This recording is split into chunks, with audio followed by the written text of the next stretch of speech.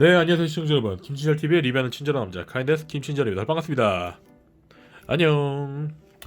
자, 오늘 촬영하는 영상은 역시나 리뷰 영상이고요. 오늘 뭘 리뷰할 거냐면은 저번에 마지막으로 촬영했던 리뷰 영상이 행몬 프라모델이었는데 그 전에 이제 제가 비큐트 바니스라는 경품 피규어를 리뷰한 적이 있어요. 그때 제가 리뷰했을 때 소니코라는 캐릭터도 바로 출시를 한다고 해서 구할 수 있으면 리뷰를 한다 말씀을 드렸는데, 사실 그때 예약을 못했다가 이번에 정말 싼 가격에 다시 예약이 아니죠, 판매라는 곳을 찾아가지고 빠르게 구매해서 이렇게 촬영을 해봅니다. 자, 오늘 제가 리뷰할 피규어는요, 짜잔, 바로 후리에서 발매한 비큐트 바니스 슈퍼소니코를 리뷰를 할 겁니다.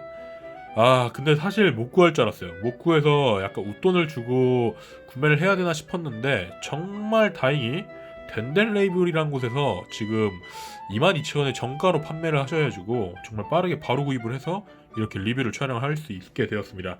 지금 뭐 다른 샵에서는 4만원까지도 올라간 걸 봤고 한 38,000원까지 올라간 걸 봤는데, 웃돈을 주고 정가 안 산 게 정말 다행이네요. 정가에 구매할 수 있는 게 최고인 것 같습니다. 자, 일단 이 친구는 처음에 초창기에 이제 공개했던 피규어 중 하나이고요. 이제 굉장히 유명한 그 슈퍼소니크로가 모르시는 분들도 있겠지만, 이제 피규어 라인을 수집하시는 분들이라면은 굳이 모으지 않아도 정말 한 번쯤 본 그런 캐릭터라 생각을 합니다. 그만큼 정말 많이 피규어로 발매가 됐고, 또 이 친구 하츠네미쿠가 보컬로이드죠. 프로그램이 이 친구가 소니에서 나온 헤드셋을 모해화시킨 그런 캐릭터라고 해요. 정확히 모르겠지만. 자, 여튼 박스를 살펴보고 바로 얘기를 해보자면은, 박스는 저번에 리뷰했던 하츠네미쿠 바니걸이랑은 완전 반대인 느낌입니다. 그 친구는 좀 검은색에 황금색이라서 좀 럭셔리한 느낌을 강조했는데, 이 친구는 굉장히 밝은 색감을 쓰고 약간 이런 디자인적 요소를 넣어서 전혀 상반된 느낌을 주네요. 그래서 앞에 보시면 비큐트 바니스 이제 시리즈명이고, 위에 슈퍼소니코 있고요. 그리고 정면에 보시면 이 캐릭터가 슈퍼소니코입니다. 그리고 하나 들어있다고 나와있고, 측면을 보시면 이렇게 캐릭터 이미지가 나와있고, 뒷면에도 마찬가지로 이런 식으로 되어 있습니다. 그 다음에 위에 보시면은 역시나 비큐트 바니스의 로고가 있고, 여기 보면 슈퍼소니코 로고도 같이 있어요. 그래서 박스에서는 뭐 크게 살펴볼 점 없는데, 제가 또 같은 시리즈다 보니까 한번 궁금해서 박스 크기가 맞나 하고 비교를 해봤거든요. 그래서 보여드리자면은, 자, 딱 봐도 보이실 겁니다. 하츠네 미쿠 박스가 위로도 더 크고 옆으로도 좀 더 커요. 네, 이 정도 더 큽니다. 여기 삐져나온 거 보이시죠? 그래서 아마 제 생각인데, 이 친구가 이제 머리도 있고 볼륨도 있고 팔을 또 옆으로 뻗어 있기 때문에 크기가 좀 더 큰 거라고 생각을 해요. 설마 하츠네 미쿠보다 작진 않겠죠? 그래서 일단 개봉을 해서 안에 어떻게 구성이 되어 있는지 한번 보도록 하겠습니다. 자, 역시나 개봉할 땐 맥가이버 팔. 예전에 제가 제 영상을 보다가 제가 그런 말을 했더라고요. 역시 남자는 맥가이버 칼이라고. 근데 너무 올드한가라고 생각을 했는데, 아는 지인에게 물어봤거니 올드하냐고? 정말 올드하다 하더라고요. 저 때는 이거 남자는 이제 맥가이버 칼 하나씩 들고 다니는 게 로망이었는데, 이젠 아닌가 봅니다. 자, 개봉을 해보자면은, 오, 뭔가 빡빡이 걸린다.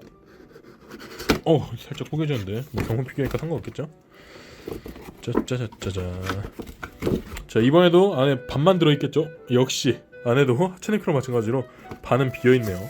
이럴 바엔 박스 패키징을 굳이 안 크게 해도 되지 않나?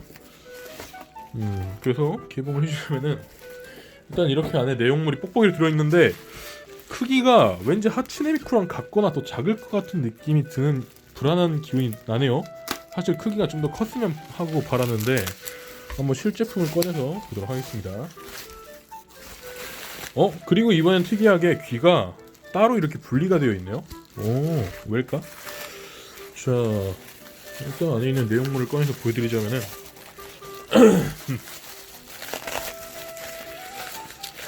자, 잠시만요. 이게 박스를, 이거 뽁뽁이를 안 뜯고 꺼내려다 보니까 시간이 좀 걸립니다. 그리고 오늘 제 목소리에 살짝 코맹맹한 소리가 날 수 있는데, 제가 지금 코가 막혀가지고 콧물 때문에 아마 소리가 조금 답답하실 수 있을 거예요. 그래도 양해 부탁드리겠습니다.